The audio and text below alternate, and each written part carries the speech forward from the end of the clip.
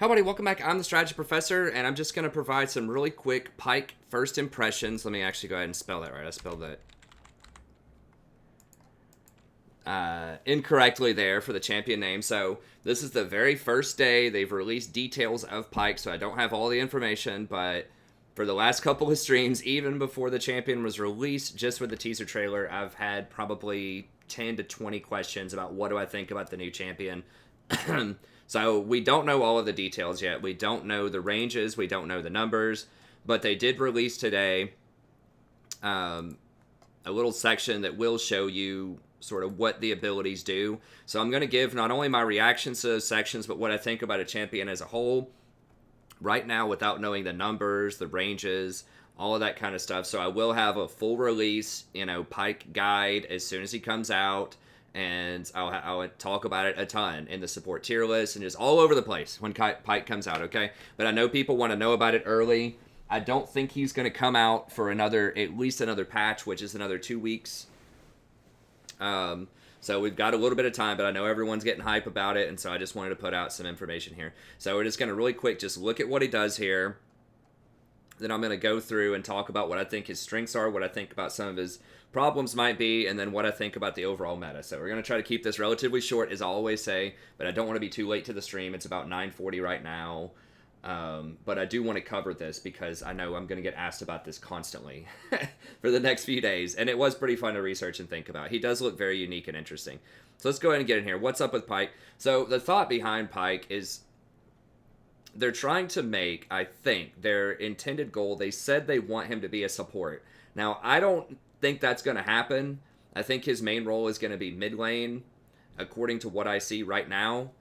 But let's talk about that concept here just really quickly. So I personally do not like the concept of a support being an assassin because I think it sets a precedent that support is supposed to be a role that has to hard carry. I think in terms of like doing a lot of damage and killing people, but that's coming from someone who's a mainstream support player and has been for years, right? Whereas I think support, when I think support, it needs to be something that functions on low gold, that has a complementary and auxiliary role on a team. You do things that help that the rest of your team can't really do. So you don't necessarily get all the kills and all the damage, and you're not going to get a lot of the gold, but you do other invaluable things, like you have really important CC or peeling, you have vision control, you have some really high impact teamfight items. So you have all kinds of things that under the hood really impact how a game is won, right? But it takes kind of that next level of thinking that,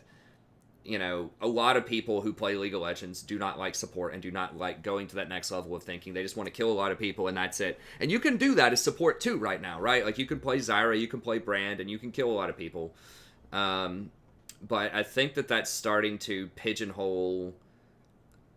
Like let me put it this way: I understand why Riot's doing this because support is the role that people like the least. They think that it's boring. They hate getting autofilled at it. So this has constantly been a plague in League of Legends where they need people to play support, but they want to try to make it something that's fun and interesting that would have more mass appeal than it currently does. And you have to have something that plays support in League because, at least somewhat, so in the sense that someone has to be able to function on low gold and have a high impact. That's the main thing about support because there are only 3 lanes and the jungle. So that's very, very limited resources. When you have 5 people and 4 income sources, somebody's going to have to go without income most of the time. And they've tried to combat this by making support items a lot cheaper. So making them somewhere between like 2,100 and 2,300 gold for most of those items. So to lower the support economy. And they've tried to give supports more gold by increasing their gold items. And limiting the amount of wards they can put on the map. So they don't have to spend all their money on wards like they did in the first 2 seasons. So they're basically trying to create a separate ecosystem economy for support players, right? But the problem with that is that stuff gets pushed to other lanes. So then you have like Gangplank building Targon's top lane. You have, Nunu building Knight's Vow. You have Zac building Locket of the Iron Solari. So because these items are so cheap, that allows other lanes, and now you have Vladimir rushing Shirelias, right? So you have these other lanes taking these cheap items, and that allows them to skip their power curve and get to their power spikes faster than other laners. So when you have Vladimir that's able to buy things like Shirelias and then Protobelt at 2,100 gold and 2,500 gold, when he's facing off against a champion that has to get a Ludens at 3,200 gold, and then after Ludens, they want to get some other item that's like 3,000 gold, then they're going to get to their power spikes much faster than intended, and that creates a lot of big balancing problems, right? So that's kind of the issue with support right now and the state of the game, where they want to make it fun, they want to make it sexy and interesting, but the question is, how do you do that without other roles abusing those items? Or without, if you made a champion that functions that way, how do you do that without that champion just running wild if they have a ton of base damage or something, for example, in other lanes? So they've done a good job of that with Brand and Zyra, for example, kind of circling back to Pyke here, a damage dealer support. How do you make that happen? Because Zyra and Brand are really fragile, and they don't have a lot of mobility, and they don't have very good scaling in terms of like getting a lot of gold, but they have, so that's why you don't see them in the mid lane hardly ever. But they do have really high base damages, and they do very well off of just a couple of items. So when you get your Spell Pin boots and you get your Leandries, it's off to the races. Now that's still kind of problematic, and the reason you don't see AP supports in like Diamond, Master, Challenger, Pro Play, is because their items are too expensive. They can't hit their power spikes fast enough because they still primarily have to buy a 3,100 gold Leandries, which costs 50% more pretty much than something like a 2,100 gold Redemption. And at really high elo play, supports just aren't going to get a ton of gold because people aren't going to be dying as quickly. They're not going to get as many assists. And they're going to have to buy a lot more control wards because people are going to be heavily contesting vision and so on and so forth. So at like pro level play, you might only get one item. Right, you might get your forward item, your Sork boots, and maybe you complete Leandries, maybe, in a pro game. But if you're playing in, like, Silver, where Brand and Zyra are a lot better, people are dying all the time, there's a greatly inflated economy, so supports are just rolling in gold at the lower levels, and so you might find a game where you can actually get, Sork boots, Leandries, Rylai's, and Void Staff. So that makes the AP supports a little bit better because they can snowball a lot harder. But let's circle around to Pyke. So now they're trying to, create a champion that does a lot of damage in the bot lane, but they're trying to keep it, I think they're trying to keep it in the bot lane, and it's interesting that he does mostly AD damage, which is important to keep in mind. So it says, he converts his bonus health into bonus attack damage instead. So not in addition, not like Vladimir, instead. So that means he cannot get any bonus health, so he always has to be squishy. Now, yeah, you can still buy armor and magic resist and stuff on him, but it's not going to be very efficient because the efficiency of armor and magic resist is intricately tied to how much health you have. That changes your effective health, right? So if you don't have a lot of health, but you have a lot of armor, it's not going to work out that well most of the time. I talk about this in a scaling video on the channel. I'm not going to go into all that right now, but just trust me, it's not going to be worth it to build a lot of resistances on Pyke. You're going to have to build him Glass Cannon, and they're going to force you to do that. Okay, so if you happen to get bonus health, you can turn that into magic damage. Now, that seems intriguing because you're like, okay, well, maybe I could just build a lot of bonus health then and get AD as a support if you get things like Knight's Vow or something like that. We don't know the conversion radius yet, or the conversion rate rather yet on that. If it's certainly not going to be 1-to-1, but it just depends on, okay, if you have 200 bonus health, what would that be attack damage wise? I mean, we can look at the math here really quick and see what they might do for it. So if you have 200 bonus health times 2.66, that's what it's valued at. And then bonus AD is valued at 35 gold apiece. So you would get about 15. If it was an equal conversion, it would be 15 AD. So if you had 200 health, you would get 15 AD. If they want it to be very favorable, they could make it a 10% conversion rate to where 200 would translate down to 20 bonus AD. And that would be a pretty big upgrade. That might be a little over the top. If they did that one, because then if you built like a Warmogs or something, you'd get 80 AD out of it, but I don't know. But then the Warmog's passive, obviously that's a dumb example because the Warmog's passive wouldn't work. I don't know. It's goofy. We'll see what the rate is. I suspect it'll be somewhere between whatever this number is percentage-wise. 10%, 7% and 10% conversion rate. But we'll have to see what that number is. It's not released yet. But it just makes the itemization really still very wacky on him. Because the items are still going to be expensive, right? So, yeah, it converts, but you still don't want to get things that have health on it. I mean, the only item I could think of that would kind of make sense with that would be Black Cleaver, because it already has attack damage on it. You get that 400 health. If that was a 10% conversion rate, it would be an extra 40 attack damage. So you'd get 80 attack damage, 20% cooldown, and all this stuff. That could be pretty legit. If it's only 7%, it'd be like maybe 28 to 30 extra attack damage. So that would be interesting. So Black Cleaver is a very interesting case, but I couldn't think of maybe Titanic would be interesting. I mean, that'd be plus 45 if it was a 10%, so that'd take you to 85 attack damage. The problem with that is that's 3,500 gold, which is a very big deal, and it's based on your maximum health. Where's Ravenous Hydra? I'm looking here.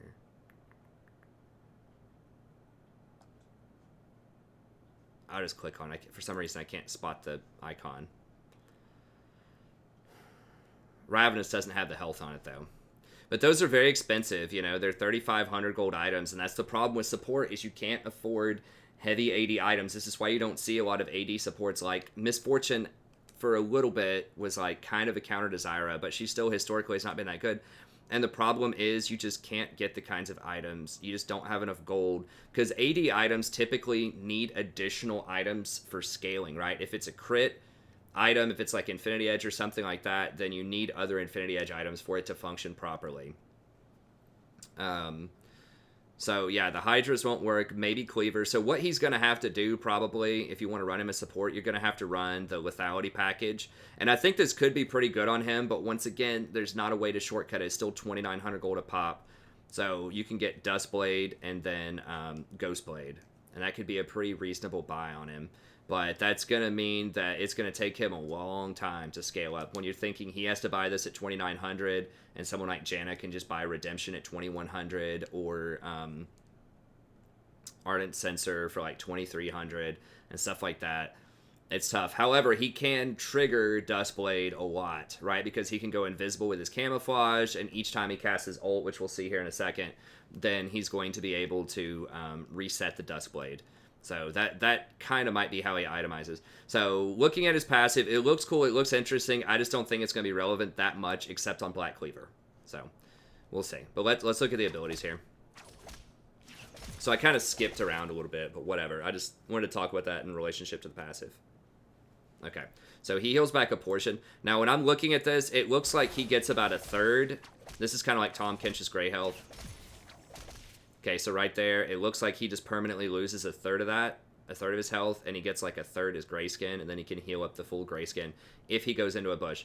Now, important thing to keep in mind with this is he has to be out of sight. He can use his W to go out of sight. It's a cooldown, but he can go invisible and then heal back that way, so he doesn't have to be near a bush. But it's going to be a lot harder to get this healing if you're in a disadvantageous lane, and I think he will be...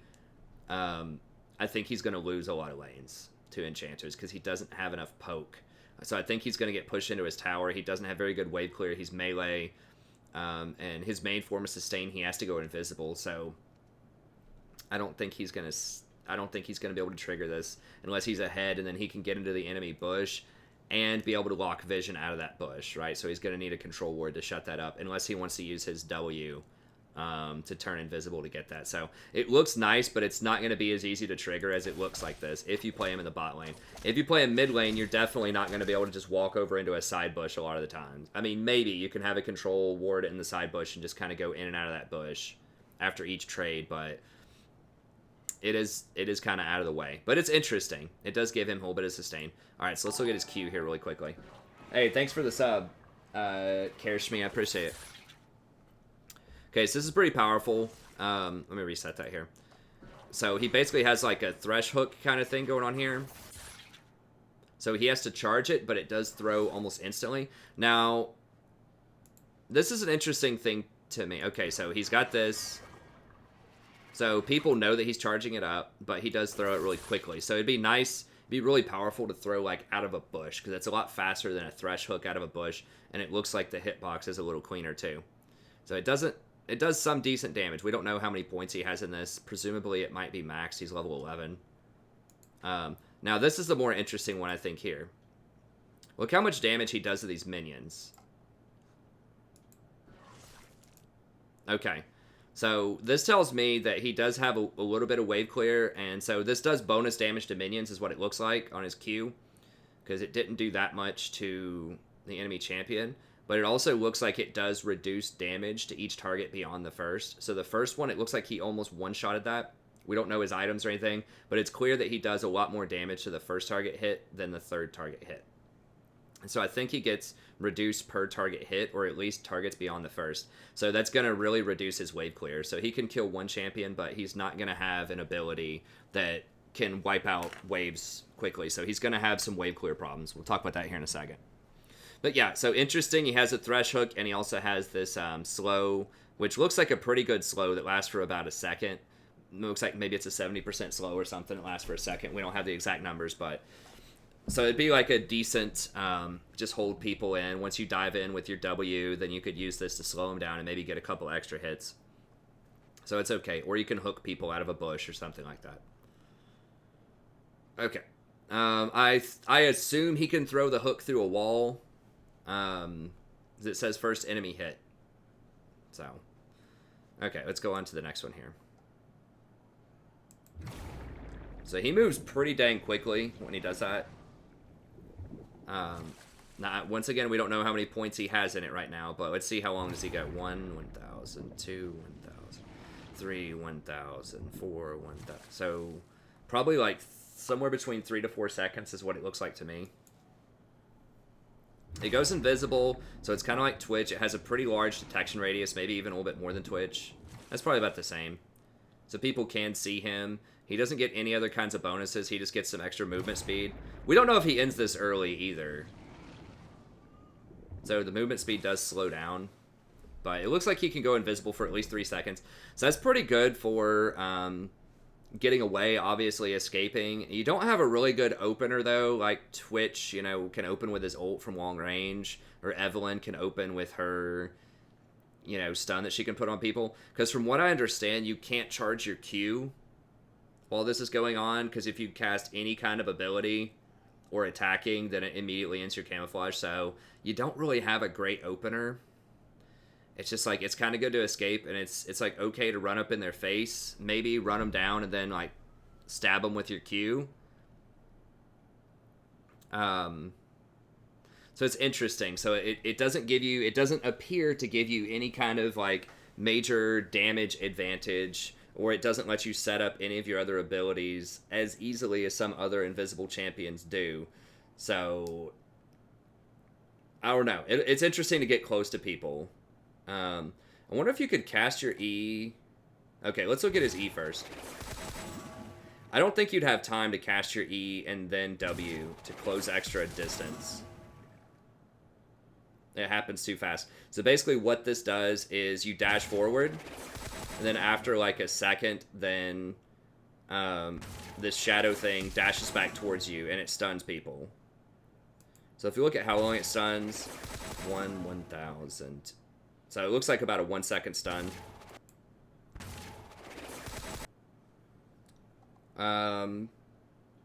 Once again, this to me looks like it does reduce damage to targets beyond the first, but maybe that's not entirely true. But it can stun multiple targets. Looks like about a 1 second stun. And you can do like fancy flash things with it. So if you know, dash over here and go over this, you can do that. Now, my question was, can this go through a wall? I assume it probably could, but I don't know. Sometimes these dashes can go through walls and sometimes they can't. If it can go through walls, that'll be really nice. That'll allow him to, you know, have extra mobility. So far we have like a hook you can throw, or a little, you know, stab that you can do to slow people down. You have a W, which can let you turn invisible and roam around pretty quickly. So you can use that as an escape. You can use that for rotations. use that to run people down. Then you have this E, where it's basically like you get an additional dash forward, and then it stuns people if they are between you and your shadow as it comes back. Now, this is the one that's kind of like a little bit more controversial. This is ultimate.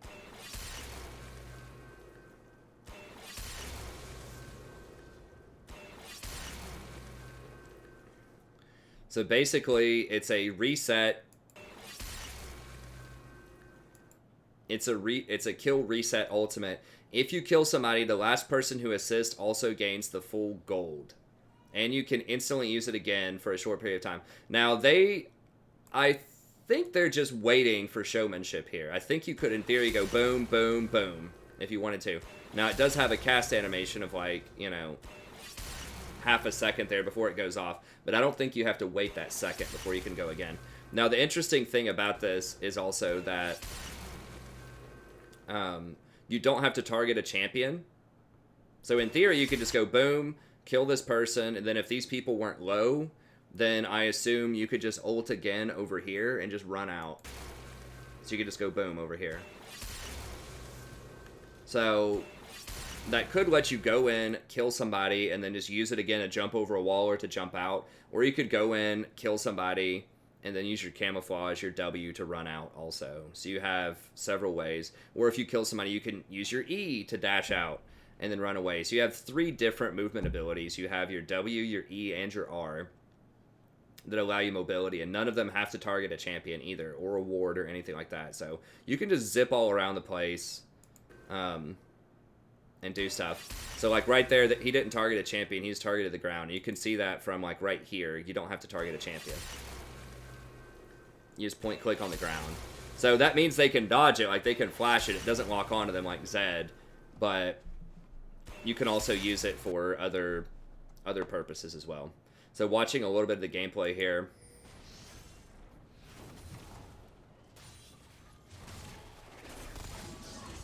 So you get the stun and X. Boom. Okay. And then run out. So you sneak it in. Get the stun, get the slow, ignite, ult, boom. You can also use that to dodge skill shots, it looks like. So kind of like a Camille thing, if you time it right, you know, if Jarvan tries to ult you, you could dodge it. Or if Zed tries to ult you, I assume you might be able to dodge it if you're really slick with it. So that could be interesting. Let's see. Here's as a support.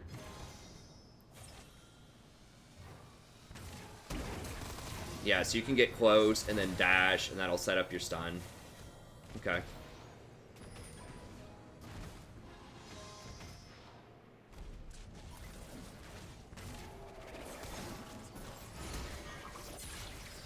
Okay, good. You got the spear when they try to run.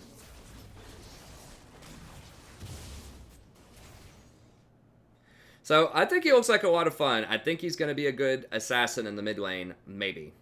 Once again, we'll have to see all the numbers. Now, as far as sort of support and other stuff goes, you know, he does have a hook, which is really nice. If you can gain control, you really, really want bushes. So if you can gain control of a bush, you can get lots of regeneration in that bush, and you can land pretty good hooks out of the bush too, because it's very quick. It's a lot faster than something like a... Now, we don't know what it costs either mana-wise. It might be cheaper than a Blitzcrank hook. It might not. So we'll kind of have to see how that goes. But that is nice. The camouflage is very good too. So if you're able to push in, you might be able to roam around and like try to make a play middle, or roam around and make a play in the jungle. So you really want to be pairing him with a lane dominant champion. You really want to be with like a Jhin, a Caitlyn, a Draven, just something that's going to be able to push in and let him make those kinds of moves.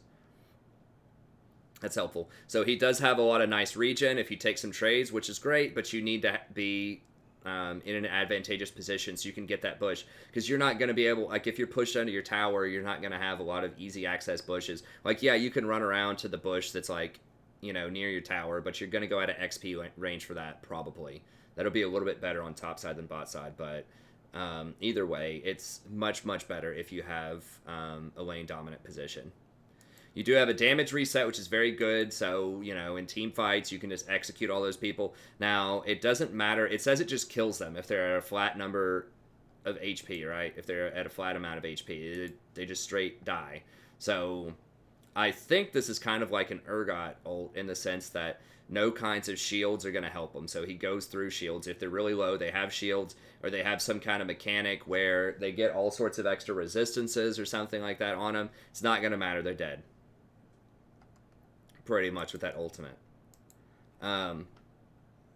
Yeah, so whatever the number is, and it looks like here, level 11, it was probably 400 or 500. So if they get to like 500 health and Janna drops, you know, a locket and her shield on him for like 1,000 shield, it's not going to matter. I don't think. It's just going to kill him. So it's pretty good counter to shields. Now, if they have invulnerability, you know, like a Kale ult or something like that, I think that's a bit of a different story. But also, it is pretty predictable when he's going to go in. So if you have something like a Zanya's, you can Zanya's and block part of it or dodge part of it. So that's something to keep in mind. Or Hourglass. Or you can just flash it. Or, you know, dash out of it. So if it's like an Ezreal and you're trying to target that spot, Ezreal can dash out of it, potentially. Now, you got to be pretty quick with it, but it does allow for a bit more counterplay. And that's in exchange for you being able to use it defensively to get out after you get a kill also. So that's pretty interesting. Now, it's basically, so it's effectively going to give you 1.5 kills whenever you kill somebody. Because usually when you get a kill plus an assist, it's 1.5 times the gold. But now you're getting full gold instead of assist gold. And so then they're gaining that extra amount of gold over time. If you have multiple people, they don't all get the full gold, but they'll all get partial gold, I think, off of the assist.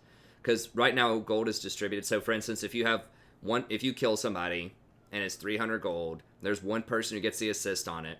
That's 150 extra gold. With this, they would get a total of 300 gold. So the total gold would go from 450, 300 plus 150, to 600, 300 plus 300. If you have 2 assists on it, then it just splits the assist gold. So then you would have 300 plus 75 plus 75, because it's that 150 half value split into 2. So it's the same thing. It's 450 total gold in the game right now. With this, the last person who touched it will also gain the full kill gold. So then I think it would be 300 plus 300 plus 75, because that third person would still get half of the original assist gold. I think that's how this works. That would give you 375 gold. So, you know, it basically counts as an extra half a kill most of the time. So that's pretty good. It's pretty good. So yeah, these are all really nice things about Pyke. Yeah, great mobility. So I think he can probably E through a wall. He can R to a non-champion and jump away, and he can use his W with that extra speed to get away. Now it says whenever he casts an attack or ability on his W. So if he gets hit, it doesn't slow him down. I don't think. It's just attacking or casting an ability. So if they see him or hit him, he's still going to be camouflaged. So that's pretty nice. So yeah, this is the wiki. It doesn't have any information. I think it's going to go on the PDE tomorrow. So we'll have some more numbers then. But I just wanted to make it today because I know everyone's going to be asking about it. His problems, he's melee. He has very limited wave clear. This is pretty bad as support, particularly. He's going to get lit up in lane. He doesn't have very good harass. All he can do is, you know, maybe throw his Pyke at somebody. Because his little stab radius on the Pyke didn't look that big. It looked like it was maybe 300, 350. So you can, like, throw hooks at him maybe. But other than that, he's pretty much an all-in champion. Like, you have to try to go in with your E. If you miss it, it's bad. So you're just going to sit there, and Nami's just going to spam W on you.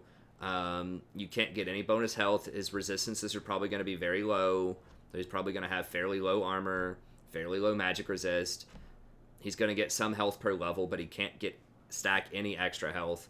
So, you know, he's going to get bullied out in lane a lot, I think, to enchanters. So just Nami spamming W, Janna spamming stuff, Lulu spamming stuff. And he doesn't have he has very limited peel. So he can get out himself if someone tries to gank him. You know, has a decent chance of getting out with this camouflage, but it's going to be tough. It's going to be tough in lane, and you're going to get pushed in, and you're probably going to lose the lane by running him.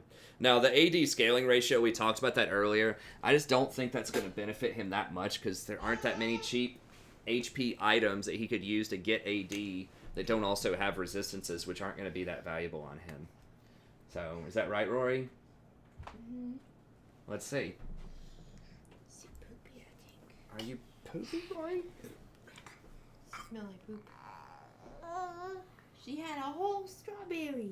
Did you eat a whole strawberry, She Rory? ate a Did you whole enjoy strawberry. that? A whole strawberry? You kind of smell like a strawberry. I was eating them on the couch, and she wanted them. She was trying to pull the container off the couch. So I pulled off the leaves and the stem, and I just handed it to her to see what she would do. She went for it. And yeah, she took bites out of it and chewed and swallowed them. Oh my gosh, she likes the strawberries, don't you, Rory? Yeah. Yeah, she likes the strawberries. But I always give her small things. Like, she was able to chew pieces off. Oh my gosh, she's chewy. She's Chewy. getting chompy. Yeah, she's got a little strawberry on her mouth. Yeah. She also had a couple chocolate chips.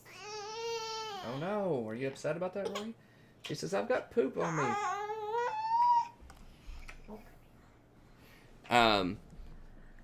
Anyway, so I think that's a big problem. I think he's probably going to lose lane a lot of the time. He's going to get busted up by crowd control, so not only is he going to lose to light harassment, most likely, but he's also going to lose to, like, hard CC. So, you know, if he goes against something like a Leona or, you know, just any kind of hard engaged champion like Zyra, Brand would be nightmares for him early on. I just feel like he's going to lose to pretty much everything in lane as a support. You're just, like, if you pair him with a Caitlyn or something like that, and you, like, Caitlyn can push the lane really hard by herself, and then maybe you can, like, try to roam around and make a play. Like, I just feel like he's just going to be sitting around watching a lot of times in lane, bot lane. So we'll see. He doesn't get any bonus health, so he's going to be very squishy throughout the whole game. AD scaling, and I just talked about this earlier, but I'll just touch it again in case you're on the timestamp, just jumping around to different parts. Bonus HP items have been nerfed a lot because other lanes abuse them, and there just aren't good bonus HP items that also have AD on them, with the exception, once again, of Black Cleaver. So I think his itemization is he's gonna have to go Relic Shield and Targons for the extra sustain early. You're gonna get the HP off of that, which will translate into AD. You don't have any kind of poke with that AD though, so you're not gonna be able to leverage that in lane very much. And then he's probably gonna go either Ghostblade or Dustblade. I assume probably Dustblade because he can go invisible so much between his W and his ultimate. Every time he resets that ult, then he's gonna be able to proc Dustblade again. So that could potentially be pretty strong. So I assume it's probably going to be Dustblade, Ghostblade, Cleaver. But these are 2,900 gold items that provide no utility for your team. It's just straight up damage for you. So that's it's going to be rough. I mean, he can rush Cleaver if he wants, but you really don't have things that proc multiple Cleaver stacks. You know, you don't abuse the Cleaver stacking too much, so it's not going to help your team that much. I mean, it's not like a Misfortune, old school, like, support Misfortune who can get Cleaver and then press ult and then it shreds the whole team with Cleaver, right? Like, that was some pretty good... And you got to keep in mind, like, Misfortune also had pretty good poke damage in lane, right? So she had her Q, she had her E, so she had some decent poke damage in lane. She's really the only popular AD champion that's ever been played as support, right? Because she could go back. This is back when Cleaver was better. It used to have more AD and less health on it. And she wasn't even that great back then. She was okay as an answer to Zyra, but that's why, is because she had really early game poke, high base damages, and she had a super high impact ultimate that really abused the Black Cleaver shredding, and that had some really good utility for your team. You also had a point click harassment with your E, which was very good. Very annoying and very good. So she had a very strong early game, kind of a decent mid game, and a pretty questionable late game, right? Because her items are just too expensive. Well, now he has just an atrocious early game, I think, and like a pretty good mid game if somehow you get ahead. So we'll see. We'll see. So where he fits into the meta, I think he's likely going to be played mid lane so that you can, you know, farm, and he'll just be sort of like, you know, your standard Fizz or, you know, Talon or something like that. Of course, Talon definitely has better wave clear. Fizz is like, okay, he's not that great in the wave clear department, so maybe Fizz will probably be the closest thing to him, but we'll see. Zed's going to have better wave clear. But he has a lot of in and out combos. So you can go in, you can go out, you can rotate. So he does have some interesting play to him. If he does get played bottom, it'll have to be with a lane dominant person, like I said before, particularly like Draven or Jhin, people who can do a ton of damage early and help you get those kills. So remember, you only give this extra gold if you kill them with the ult. That's not if you kill them, period. If you kill them with Ignite or, something else, it's not the extra gold. It's only on the ult do you get the extra gold. And one final sort of problem here, and then we'll go ahead and end the video at about 35 minutes. One final issue is that he's a heavy AD champion, and as of right now, it's a very heavy AD meta. Right? So, of course, you're going to have the AD carry bot lane, but then you're also seeing a lot of AD fighters or top lane. So you're seeing a lot of Irelia, Darius, Camille, Fiora. Just almost everything top is AD that's popular right now, with the exception of Singed. Sometimes Vlad gets played top. Maybe sometimes Swain gets played top. But the vast majority of the time, it feels like it's a lot of AD champions top. And it's a lot of AD champions in the jungle. Graves is super popular right now. Kha'Zix is popular. You're seeing Rengar kind of rise up in popularity. It's a lot of these sort of fighter AD champions in the jungle are really popular too. And then you're also seeing AD mid lane a decent amount of the time at least. Right? So you're seeing some Zeds, some Talons, stuff like that. Although, you are still getting some mages, in the mid lane.